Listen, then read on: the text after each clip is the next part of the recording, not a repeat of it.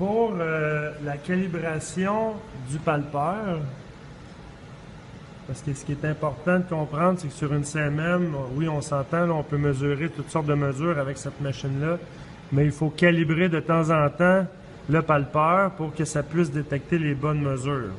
Okay? Donc, la première étape, ça va être d'utiliser ce cylindre-là avec la boule au bout, la sphère. C'est une sphère de 750 millièmes très, très, très précis. Et là, sur la table du marbre, on a 4 trous taraudés et on doit installer la boule de calibration sur un des 4 trous.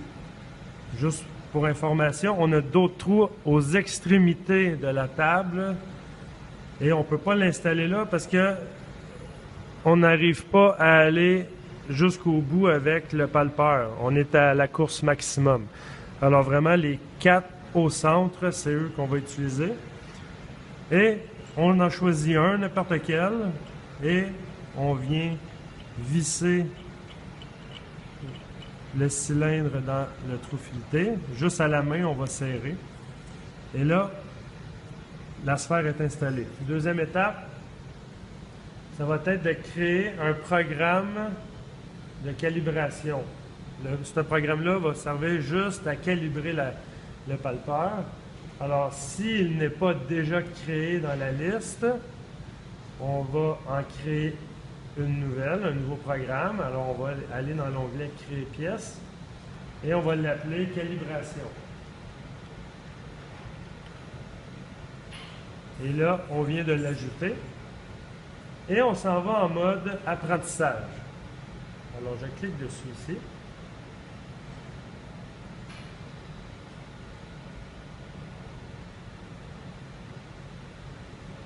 Bon. Pour calibrer le palpeur, ce qu'il faut faire, on va dans les onglets du haut, ici, et on va aller dans la section palpeur, dans l'onglet palpeur. Et si on descend, on va avoir une ligne qui va s'appeler gestionnaire palpeur. On clique dessus. Et sur cette machine-là, c'est très simple. On a juste un palpeur. On n'a pas de tête qu'on peut changer les probes. On ne peut pas changer les palpeurs là-dessus. On ne peut pas incliner non plus le palpeur. Alors, on en a juste une. Puis, elle est droite. Elle est dans cette position-là ici. Puis, cette position-là ici, c'est l'angle A0, l'angle B0, comme qui est présenté dans le gestionnaire des palpeurs. On a juste une, c'est le numéro 1. C'est la probe numéro 1. Alors, on va calibrer la probe numéro 1. On va aller en bas à droite ici. Il va y avoir un onglet qui s'appelle « Étalonnage ». On clique une fois dessus et on a une fenêtre que pour l'instant, on ne touche pas à rien là-dedans. C'est des options justement pour le nombre de points pour calibrer et tout, mais on prend ça à la base comme qu'il est, en 5 points. On va toucher la sphère en 5 points pour calibrer le palpeur. Alors, tout ce qu'on a à faire, c'est de cliquer OK. Et là, la machine est prête, l'ordinateur est prêt à enregistrer les 5 points sur la sphère.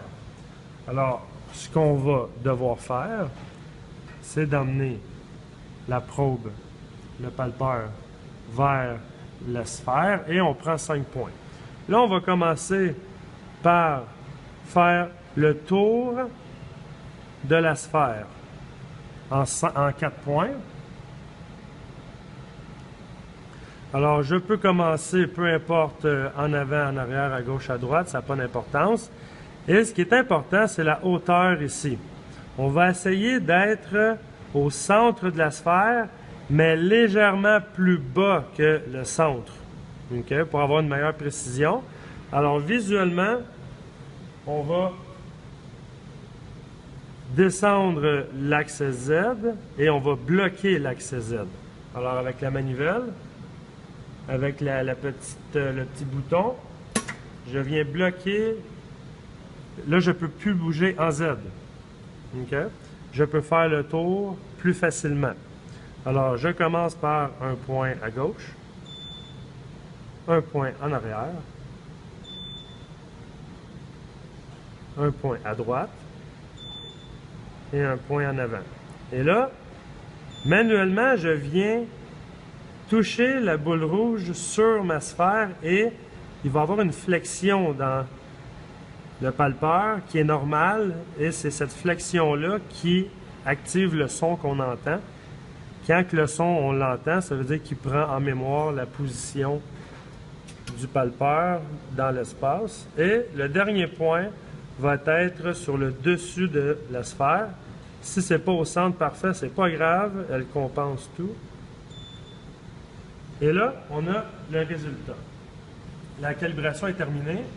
Et pour savoir si la calibration a été bien faite, c'est cette section-là ici, le diff max, ce qui veut dire la différence maximale entre la sphère parfaite, là, virtuellement parfaite, et la sphère qu'on a pris en 5 points, parce que pour faire une sphère, c'est 5 points.